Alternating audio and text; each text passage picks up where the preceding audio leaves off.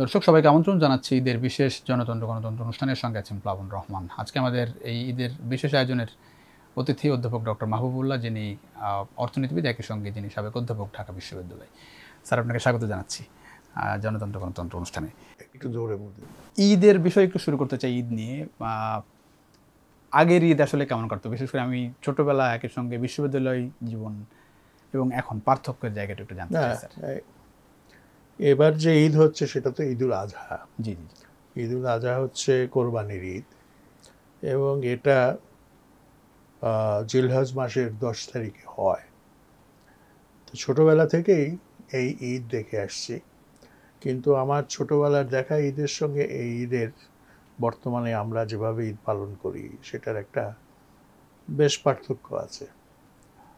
ছোটবেলায় যখন একটু চলাফেরা করার বোঝার ক্ষমতা হয়েছে, তখন থেকেই ঈদের সময় আসলে, বিশেষ করে এই কোরবানির ঈদ আসলে, আমার ফাদার, আমার পিতা আমাকে নিয়ে পশুর হাটে যেতেন এবং পছন্দ মতো পশু কিনতেন। এবং ওনারা সাধারণত সরকারি চাকরিজীবী ছিলেন, তাদের পক্ষে খুব বড় ধরনের কোরবানি দেওয়ার আর্থিক অবস্থা ছিল না, যে কারণে তারা 7 জন শরিক একত্র হয়ে কোরবানি দিতেন। তো আমার কাছে এই গরু আনাটা এবং পরে কোরবানি দেওয়াটা, এই দুটোই খুব মজার একটা অনুষ্ঠান ছিল। ছোটবেলায় যখন গরু জবাই করা হয়, যদিও দৃশ্যটা অনেকের কাছে খুব বীভৎস, কিন্তু আমি সেটা কৌতূহল ভরে দেখেছি গরু কীভাবে জবাই করা হয়। তারপরে সেখান থেকে চামড়া ছিলে তারপরে তার গোশত ভাগ করা হয় এবং কাটাকুটি করা হয়, এগুলো দেখেছি। ভয় লাগতো মানে ছোটবেলায় যখন? না, কোনো ভয় লাগতো না। এবং আপনার কোরবানির আগেই আপনার ঈদুল আজহার নামাজ হতো, এবং আমরা যেই শহরে ছিলাম সেটা ছোট শহর, একটা উপজেলা শহর, থানা শহর বলতো সেই সময়, কিন্তু সেখানে খুব একটা বিশাল মসজিদ ছিল, ওটাকে বলা হতো বড় মসজিদ। এবং সেই বড় মসজিদে একজন ইমাম সাহেব ছিলেন, লম্বা চওড়া, বিশাল, মানে তার দেহ। তিনি বাংলাদেশি ছিলেন না বা তৎকালীন পূর্ব পাকিস্তানি ছিলেন না, তিনি এসেছিলেন ভারতের হায়দ্রাবাদ থেকে, এবং তাকে মানুষ খুব শ্রদ্ধার সঙ্গে দেখত। তিনি ইমাম হয়ে নামাজ পড়াতেন, এবং আব্বার সঙ্গে যখন যেতাম মসজিদে, সেই মসজিদের একেবারে প্রথম কাতারে বসার সুযোগ হতো, কারণ আব্বা ওই থানা পর্যায়ের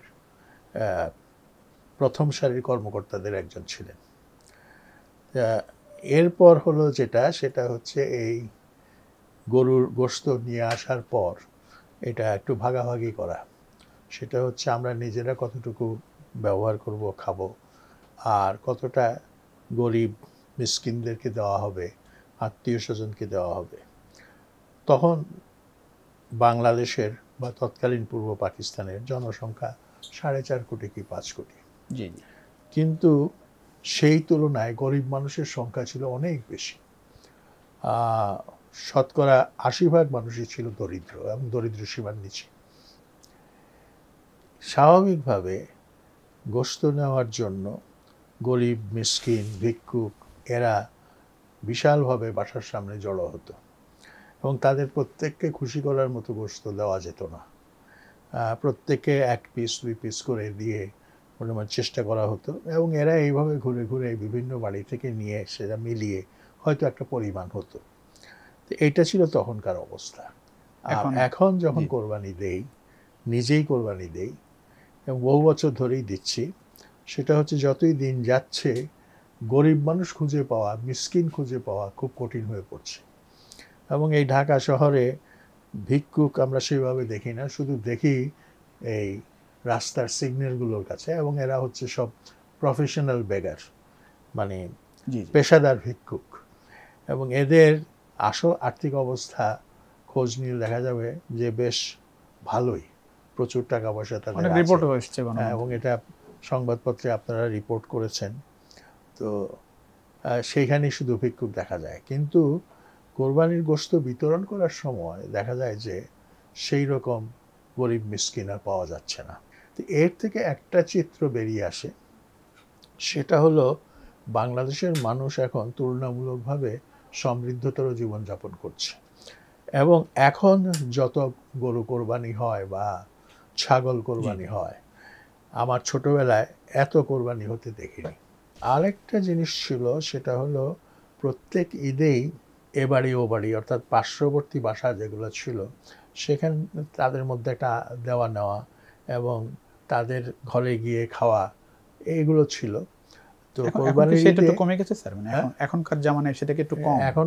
এখনকার যে সামাজিকায়ন, যেটা জি, জি। সোশ্যালাইজেশন, এটা আমরা নিজেরা ফ্ল্যাট বাড়িতে বাস করি। মজার ব্যাপার হচ্ছে, আপনি এখানে যে আমার বাসায় আসছেন, দেখছেন এখানে 70টা ফ্ল্যাট আছে এই একই বিল্ডিংয়ে। অ্যাকচুয়ালি দুটো বিল্ডিংয়ের মধ্যে 70টা ফ্ল্যাট। এই 70টা ফ্ল্যাটে এই এক ফ্ল্যাটের সঙ্গে আরেক ফ্ল্যাটের ঈদের সময় লেনদেন যৎ সামান্য, এবং হয় না বললেই চলে। পুরো ঢাকা শহরের একই বাস্তব। এবং এই চিত্র বোধহয় শুধু আমার এই ফ্ল্যাটের না, আমার এই বিল্ডিংয়ের না, এই চিত্র পুরো ঢাকা শহরের, চট্টগ্রাম শহরের, রাজশাহী শহরের এটা। এবং আধুনিক জীবন এটা হয়ে গেছে ইটের পর ইট, তার ভেতর মানুষ কীট। এই আমরা সবাই যে আছি একটা কীটের মতো। এই সেইখানে আমাদের জীবনে এই যে মানুষের সঙ্গে মানুষের লেনদেন, কথাবার্তা, ওঠা বসা, সামাজিকতা, এগুলো এত কমে গেছে যে মাঝে মাঝে বিপদ আপদে আমরা নিজেরা খুব অসহায় বোধ করি। প্রতিবেশীর সাহায্য সেভাবে পাওয়া যায় না। ঈদ আসলেও সেরকম। হ্যাঁ, এবং এই যে সামাজিক বন্ধন যেটা ছিল এক সময়, মানুষ দরিদ্র ছিল, অভাবও ছিল, কিন্তু মনের দিক থেকে মানুষ দরিদ্র ছিল না। এখন মনে হচ্ছে আমরা মনের দিক থেকেও দরিদ্র হয়ে পড়েছি। স্যার, এই যে ধরেন যেটি শেষ করলেন আপনি, মানে বাংলাদেশের রাজনীতিতে এর কোনো ইম্প্যাক্ট দেখেন? মানে আমাদের সামাজিক যে বাস্তবতা এখন ধরেন, মানে সোশ্যালাইজেশন কমে গেছে, আসলে আমরা ডোর টু ডোর দেখা সাক্ষাৎই হয় না। আমাদের রাজনীতির যে বাস্তবতা দেখেন, রাজনীতিতেও ওয়ান কাইন্ড অফ মুখোমুখি অবস্থা, আমরা একজন আরেকজন বেশাদাগারি করি। সেই জায়গায় মানে এটার ইম্প্যাক্ট বলবেন এটা? না, বৃহত্তর সমাজে যা কিছু হয়, জি জি, যে পরিবর্তন হয়, সেই পরিবর্তন থেকে সেই সমাজের কোনো ইনস্টিটিউশন, কোনো প্রথা বাদ যেতে পারে না। এবং সকল প্রথা, সকল প্রতিষ্ঠান, সকল সংগঠনকে কিন্তু সেটা প্রভাবিত করে। রাজনীতির ক্ষেত্রে যেটা হয়েছে সেটা হচ্ছে প্রত্যেকটা রাজনৈতিক দল নিজে নিজে একটা কুঠুরি তৈরি করেছে। সেই কুঠুরির মধ্যে তার কর্মীরা, সমর্থকরা আছে এবং নেতারা আছেন, এবং অন্য রাজনৈতিক দলের সঙ্গে যে সামাজিকায়ন বা তাদের সঙ্গে আসা যাওয়া, উৎসবে, বিভিন্ন অনুষ্ঠানে, বিভিন্ন পরবে তাদের সঙ্গে যোগাযোগ, এইটা এখন একেবারে নেই বললেই চলে। আর এই দেশে যখন দুটো বড় দলের রাজনীতি ছিল, এখন হয়তো একটা বড় দল সেইভাবে নেই, মানে তাদের কর্মকাণ্ড বন্ধ করে দেওয়া হয়েছে। তো আমার কাছে মনে হতো যে এই দুটো রাজনৈতিক দল দুটো ট্রাইব, দুটো গোত্র, এবং গোত্র সমাজে যেভাবে এক গোত্রের সঙ্গে আরেক গোত্রের, বিশেষ করে এখনও আফ্রিকাতে এই সমস্যাটা আছে, সেই ধরনের সমস্যা বাংলাদেশে সৃষ্টি হয়েছে। অতীতে মুসলিম লীগের নেতাদেরকে সমালোচনা করতাম, নিন্দা করতাম, কিন্তু তখন দেখেছি তারা কিন্তু এতটা সংকীর্ণমনা ছিলেন না, অন্তত যখন মানে যুদ্ধের আগ পর্যন্ত বা তার আগ পর্যন্ত। কিন্তু আমাদের বাংলাদেশোত্তর কালে যে কোনো কারণেই হোক, সংকীর্ণতা, তারপরে নিজেকে নিয়ে ব্যস্ত থাকা, অন্যের ব্যাপারে কোনো ধরনের কনসার্ন বা বিবেচনা বোধ, এইগুলো এখন হারিয়ে গেছে।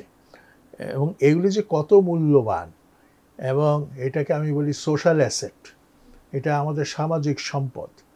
এই সোশ্যাল অ্যাসেট যেই সমাজে থাকে সেই সমাজ দ্রুত উন্নতি করে, আর যেই সমাজে এই সোশ্যাল অ্যাসেট থাকে না, এটা অ্যাবসেন্ট হয়, সেই সমাজ কিন্তু পিছিয়ে পড়ে, অগ্রসর হয় না, তো এই যে মানুষে মানুষে বন্ধন, এটা হারিয়ে যাওয়াটা খুব দুঃখের ব্যাপার হয়েছে, এটা একটা ট্র্যাজেডি বলতে পারে। স্যার ধরেন মুক্তিযুদ্ধের বিষয়, মুক্তিযুদ্ধ আমার কাছে যেটা মনে হয় সেটা একটু শেয়ার করি। সেটা হচ্ছে বাংলাদেশ তো আমরা মানুষে মানুষে খুব বেশি বিভাজন দেখি না, আমাদের সব ধর্মের মানুষের সঙ্গেই খুব ভালো সম্পর্ক। সো রাজনীতির শিকার হয়তো ওইসব মানুষ। সো রাজনীতি একরকম, মুক্তিযুদ্ধকে কেন্দ্র করে যে বিভাজন আমাদের, এই বিতর্কের অবসান দেখেন। আপনি সাম্প্রতিক উদাহরণ একটু দিই, খুব সাম্প্রতিক যে অধ্যাদেশ খুব জারি করা হলো, সাম্প্রতিক কালেও যে আপনার সমস্যাটা হয়ে গেছে যে বড় রাজনৈতিক দলগুলো তারা চেষ্টা করেছে একটা বয়ান রচনা করার জন্য এবং তার রাজনীতিকে রেশনালাইজ করার জন্য, যৌক্তিকতা দেওয়ার জন্য এই বয়ানগুলো সৃষ্টি করা হয়েছে। এবং দুর্ভাগ্যের বিষয় হলো এই বয়ান মানুষকে ঐক্যবদ্ধ করে না, মানুষের মধ্যে সলিডারিটি, সংহতিবোধ সৃষ্টি করে না। এই বয়ান বরং দূরত্ব সৃষ্টি করে, ঘৃণা করতে শেখায়, অবজ্ঞা করতে শেখায়, দূরে রাখতে শেখায়। যেমন ধরুন যেই পর্যায়ে গেছে, যে দলীয়করণের কথা আমরা বলি, সরকারি চাকরিতে নিয়োগ, যে দল ক্ষমতায় থাকে সে দল চেষ্টা করে শতকরা ৯৯ জন যেন যারা রিক্রুটেড হবে তার দলের হবে।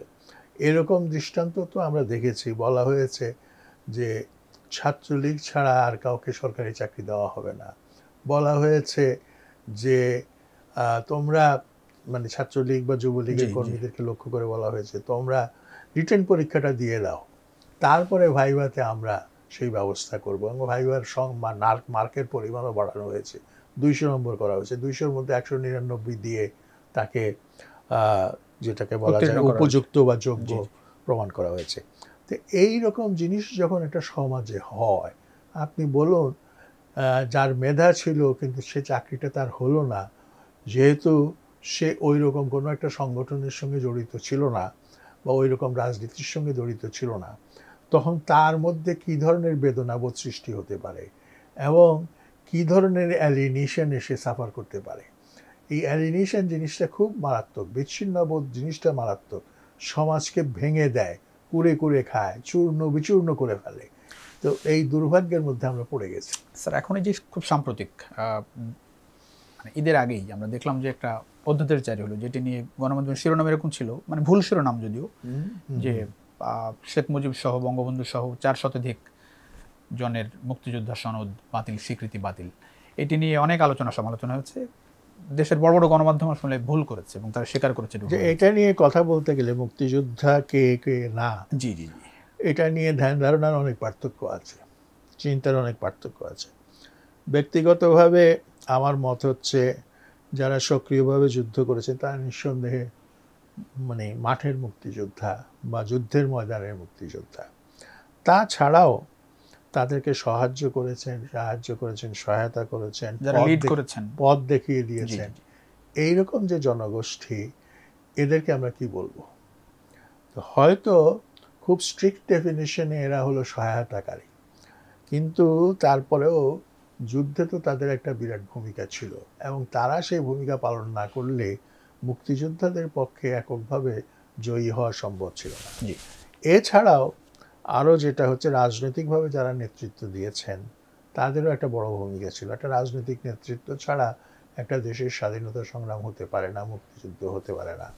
সুতরাং কাউকে অবহেলা বা অবজ্ঞা করার কোনো সুযোগ নাই। তবে এটাও সত্য কথা, মুক্তিযুদ্ধ কেন্দ্রিক এক ধরনের ব্যবসা হয়েছে, এটারও বাণিজ্যিকরণ হয়েছে। যে মুক্তিযোদ্ধা না, সে নানান ছলছুতা করে সে মুক্তিযোদ্ধার তালিকায় নিজের নাম অন্তর্ভুক্ত করেছে, এবং দেখা গেছে যে এক সময় 90,000 বা তার কাছাকাছি মুক্তিযোদ্ধার সংখ্যা ছিল প্রথম দিকে, তারপরে এই সংখ্যা বাড়তে বাড়তে 2 লক্ষ অতিক্রম করে গেছে এবং তাদেরকে ভাতা দেওয়া হচ্ছে। এটাও আর একটা সমস্যা। আবার একই আমি জানি বহু মুক্তিযোদ্ধা তারা যুদ্ধ করেছেন, সেই সময় সুপ্রিম স্যাক্রিফাইস করার জন্য প্রস্তুত ছিলেন, কিন্তু দেখা গেল যুদ্ধের পরে ব্যবসা ট্যাবসা করে একেবারে এখন শত কোটি টাকার মালিক হয়ে গেছেন। এরকম মুক্তিযুদ্ধও প্রচুর আছে। তাকেও কি আপনি ভাতা দেবেন? এটা একটা আমার প্রশ্ন। মানে তো একদিকে যেমন অমুক্তিযোদ্ধারা মুক্তিযোদ্ধা সেজেছে, সেইটা যেমন এক ধরনের পাপাচারী বলবো, তো সেটাও যেমন হওয়া উচিত ছিল না। তার পাশাপাশি অন্যদিকে মানে আমরা অসহায় যারা তাদের জন্য কোনো সহায়তার দৃষ্টি রাখবো না, সেটাও কাম্য নয়। আর পাশাপাশি আরেকটা কনসেপ্ট কিন্তু আছে, সেটা হচ্ছে দ্বিতীয় মহাযুদ্ধকে কেন্দ্র করে বিভিন্ন দেশে, বিশেষ করে মার্কিন যুক্তরাষ্ট্র, সোভিয়েত ইউনিয়ন, এসব দেশ, এখন রাশিয়া, সেখানে ওয়ার ভ্যাটার্নস বলে একটা কথা আছে। এবং এখনও এই ৪৫ সাল পর্যন্ত যারা যুদ্ধ করেছিলেন তাদের মধ্যে কেউ কেউ জীবিত আছে।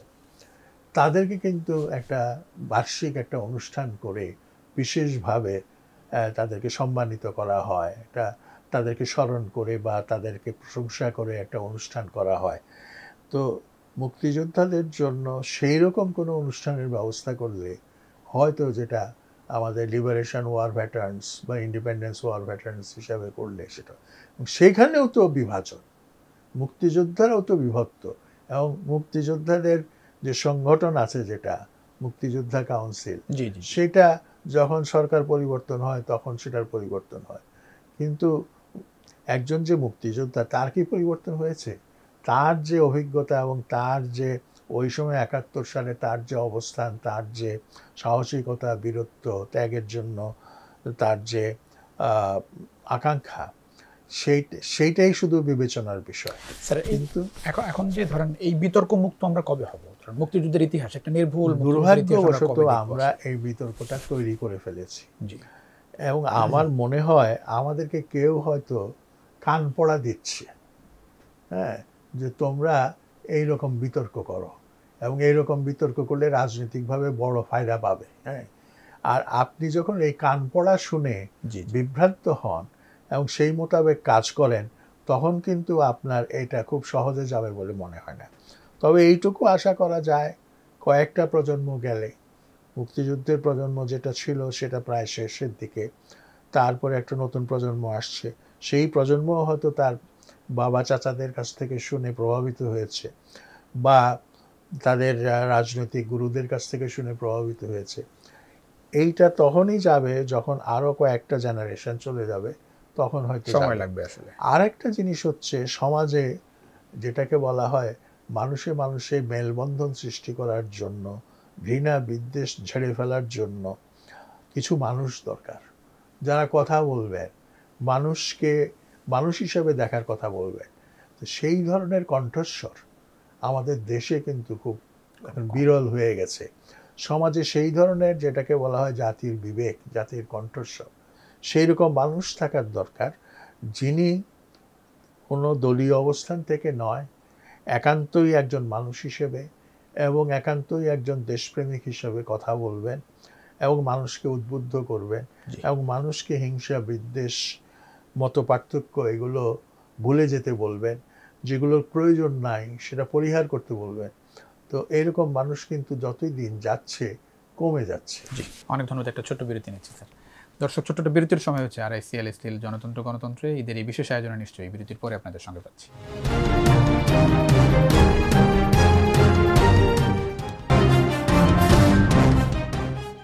দর্শক, আবারও স্বাগত RICL স্টিল জনতন্ত্র গণতন্ত্র ঈদের এই বিশেষ আয়োজনে। আমাদের আজকের অতিথি অধ্যাপক ডক্টর মাহবুবুল্লাহ, যিনি অর্থনীতিবিদ, একই সঙ্গে ঢাকা বিশ্ববিদ্যালয়ের সাবেক শিক্ষক।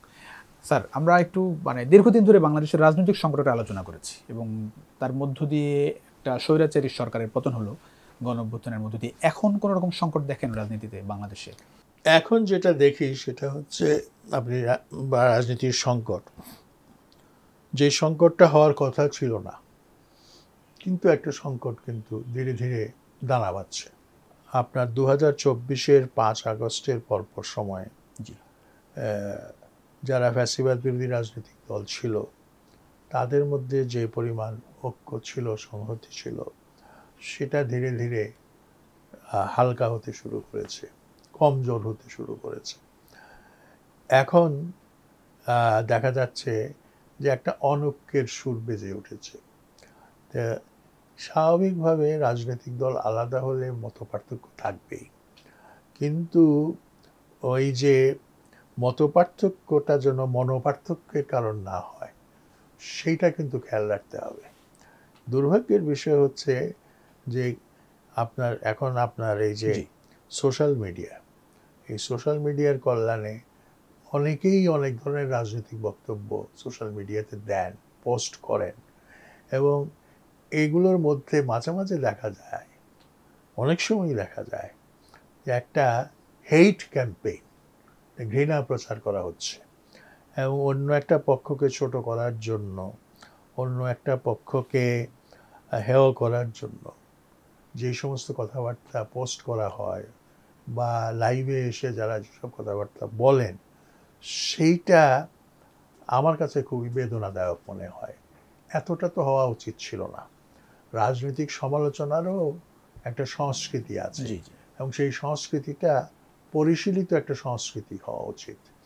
এবং মানুষ, যেমন বলা হয়েছে, man is a rational animal, এটা একটা পুরনো কথা, যে মানুষ হচ্ছে প্রাণী, কিন্তু মানুষ র্যাশনাল, যুক্তি বুদ্ধি দিয়ে চলে। জি। কিন্তু মনে হচ্ছে যতই দিন যাচ্ছে আমরা আমাদের যুক্তি বুদ্ধি এইগুলো হারিয়ে ফেলছি।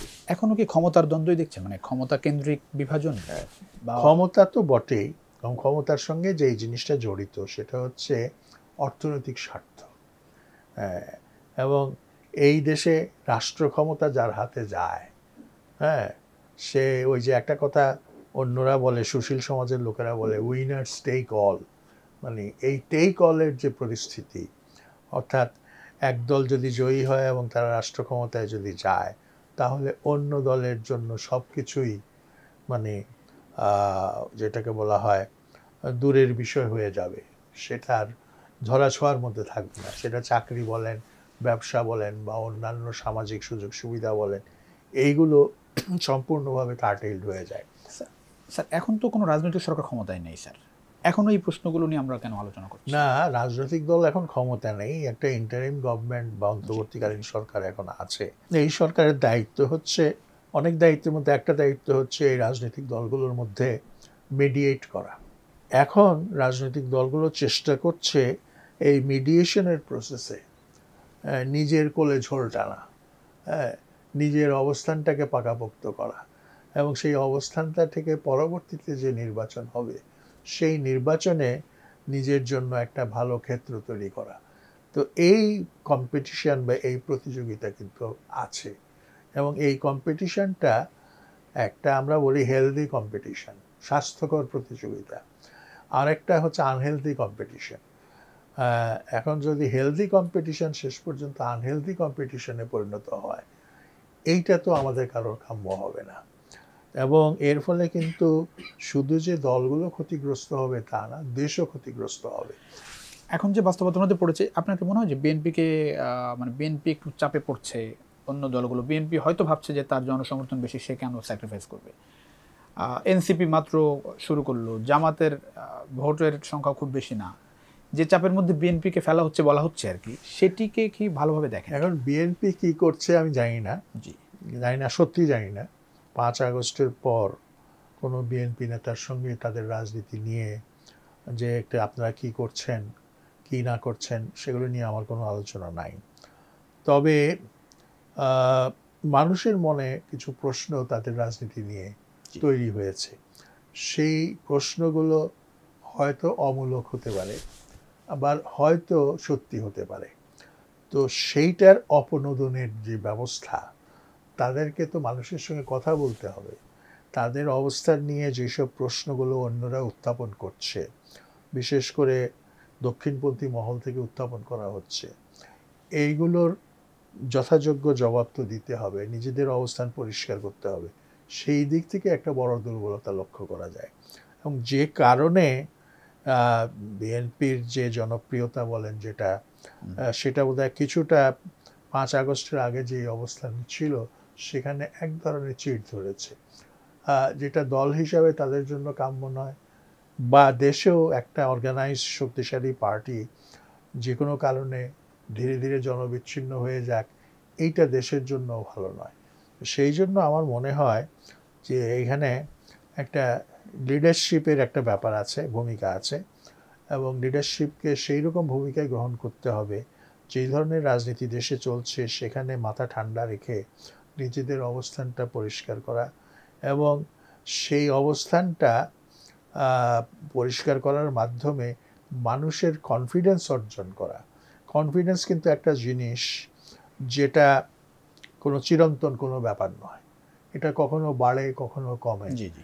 হ্যাঁ, তো এইটা ধরে রাখার জন্য বা এটা আরেকটু বৃদ্ধি করার জন্য তাদের আন্তরিকভাবে চেষ্টা করা কিন্তু উচিত। যে বিষয়টা সবচেয়ে আলোচিত বিষয় নির্বাচনের ডেডলাইন, নির্বাচনের একটা রোডম্যাপের দাবি দীর্ঘদিনের, এবং প্রথমত যখন জাফর সফরে গিয়ে শুধুমাত্র একটা দলের কথা বললেন নির্বাচন চাচ্ছে, তারপরে আমরা দেখলাম যে অনেক দল নির্বাচনের কথা বলছে ডিসেম্বরের মধ্যে। ইভেন আমি যতটুকু জানি যে 26 দল কথা বলেছে, লাস্ট যে প্রধান উপদেষ্টার সঙ্গে বৈঠক হচ্ছে সেখানে 23 দল এই ডিসেম্বরের মধ্যে নির্বাচনের পক্ষে।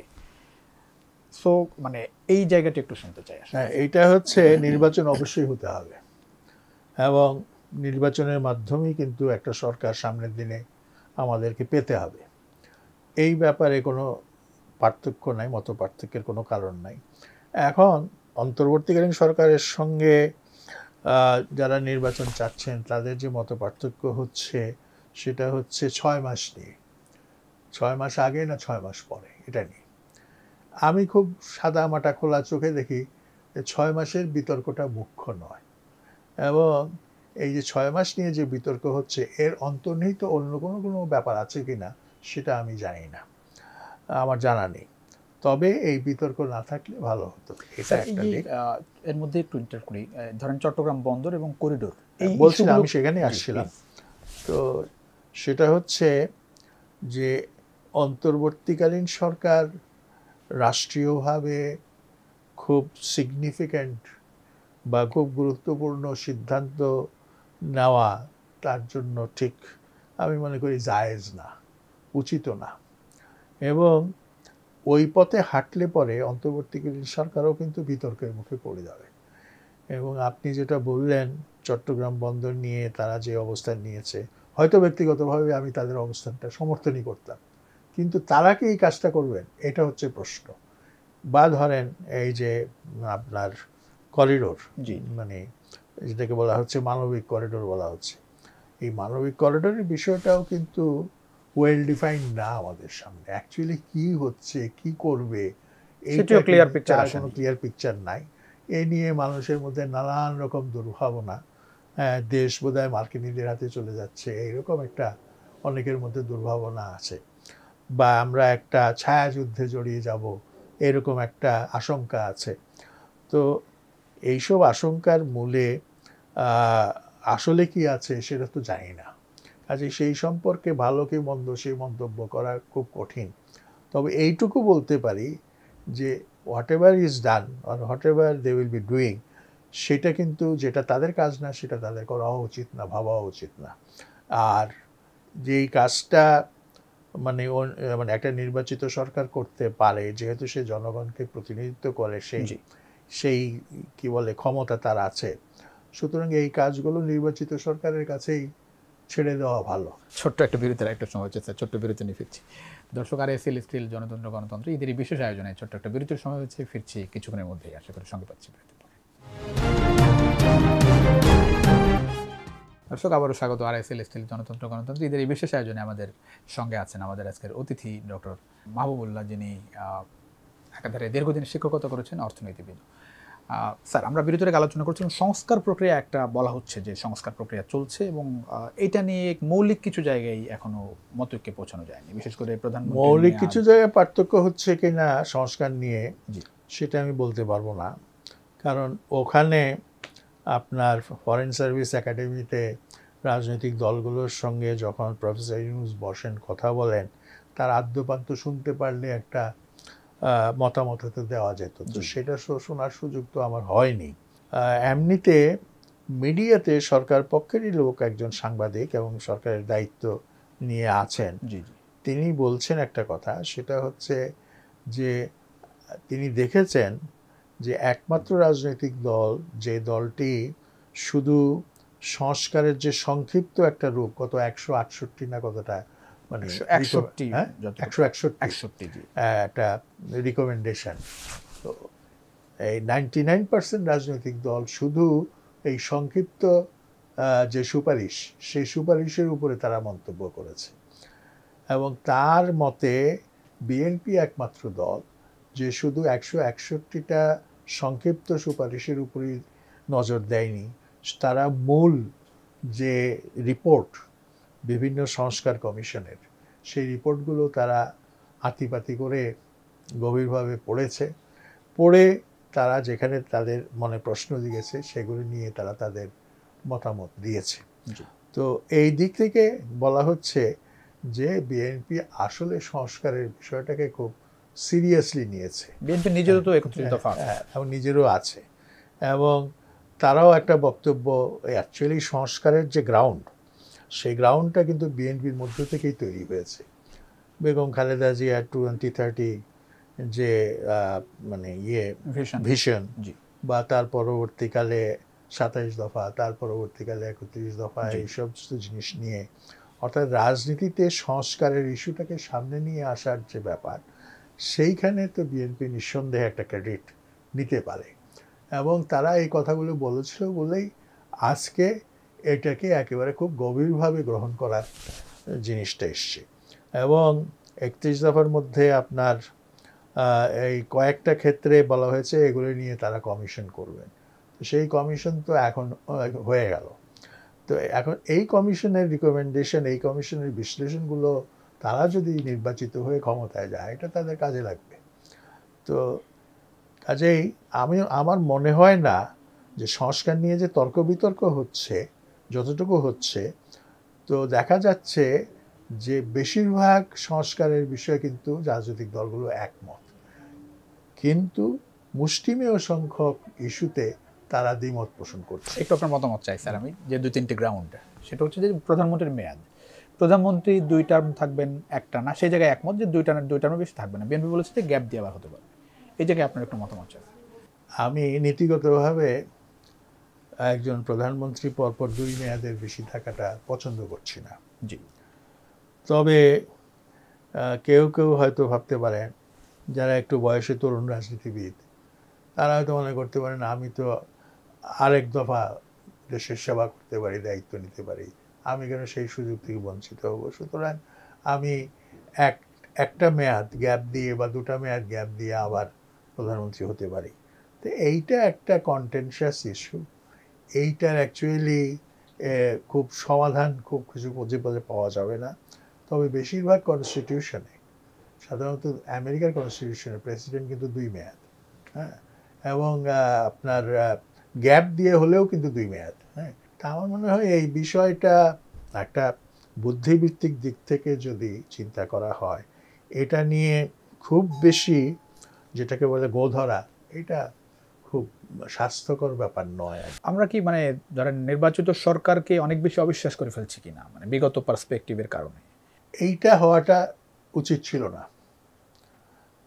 কিন্তু দেশের যে অবস্থা, দেশের যে কালচার এবং দেশের যে অভিজ্ঞতা, সেই অভিজ্ঞতার কনটেক্সটে আমাদের তত্ত্বাবধায়ক সরকার ছাড়া আর কোনো উপায় নাই। এনসিপির ভবিষ্যৎ কি দেখেন স্যার? ভবিষ্যৎ হচ্ছে রাষ্ট্র পরিচালনায় তারা যদি যেটাকে বলা হয় গুড গভর্নেন্স উপহার দিতে না পারে এবং সামাজিক শৃঙ্খলা বজায় রাখতে না পারে, তাহলে তাদের জন্য সমূহ বিপদ হবে। এই দেশের মানুষ আর এই ধরনের যথেচ্ছাচার পছন্দ করবে না। কাজেই আমি বলবো সেটা হচ্ছে তারা তাদের দলকে সুশৃঙ্খল করার জন্য, ডিসিপ্লিন করার জন্য, দলকে আরও যেটাকে বলা হয় সত্যিকারের রাজনৈতিক দলে পরিণত করার জন্য। কারণ আপনি রাজনৈতিক দল হয়ে ওঠার জন্য এর ভালোর কোনো শেষ নাই। হ্যাঁ, সুতরাং এই যত ভালো করা যায় সেই চেষ্টাটা তাকে করতে হবে। অন্তর্বর্তীকালীন সরকার কি আপনার মনে হয় যে এনসিপির কারণে নিরপেক্ষ যে কথা বলা হচ্ছে সেটার কারণে একটু বিতর্ক? এনসিপির কারণে জি, যেটা দেখা যায় সেটা হচ্ছে যে এই তরুণদের প্রতি প্রফেসর ইউনূসের একটা দুর্বলতা আছে। তিনি এর আগে বলেছিলেন যে তারাই তার নিয়োগকর্তা। তো আমি উনি যদি এই মন্তব্যটা না করতেন তাহলে ভালো হতো আর কি। আজকে যে ভুল বোঝাবুঝিটা হচ্ছে সেটা হতো না। আরেকটা হলো উনি খুব বড় মাপের মানুষ, এবং এরকম মানুষ আমাদের সমাজের জন্য, আমি আবারও বলবো যে একটা অ্যাসেট। কিন্তু যদি কোনো কারণে উনি খুব বিতর্কিত হয়ে পড়েন, তাহলে সেটা খুব একটা দুঃখজনক পরিস্থিতি হবে। আমি আশা করি তিনি নিজেও বুঝতে পারেন যে তার জন্য তার কী ধরনের পদক্ষেপ নেওয়া উচিত আর কী ধরনের পদক্ষেপ নেওয়া উচিত না, এই পরিমিতিবোধ নিঃসন্দেহে আসে, এই বিশ্বাস আমি রাখতে চাই। অনেক ধন্যবাদ, অনেক গুরুত্বপূর্ণ তথ্য আপনার মাধ্যমে পেলাম। আমরা আশা করি যে সংস্কার বিচার একটা গ্রহণযোগ্য পর্যায়ে যাক, পাশাপাশি নির্বাচনটাও সমান্তরাল কিছু। দর্শক এই ছিল আজকের ঈদের বিশেষ RSL স্টিল জনতন্ত্র গণতন্ত্র। দেখাবেন নিশ্চয়ই অন্য সময়। সে পর্যন্ত ভালো থাকবেন সবাই। আশা করি নিউজ 24 এর সঙ্গে থাকবেন। ঈদ মোবারক সবাইকে।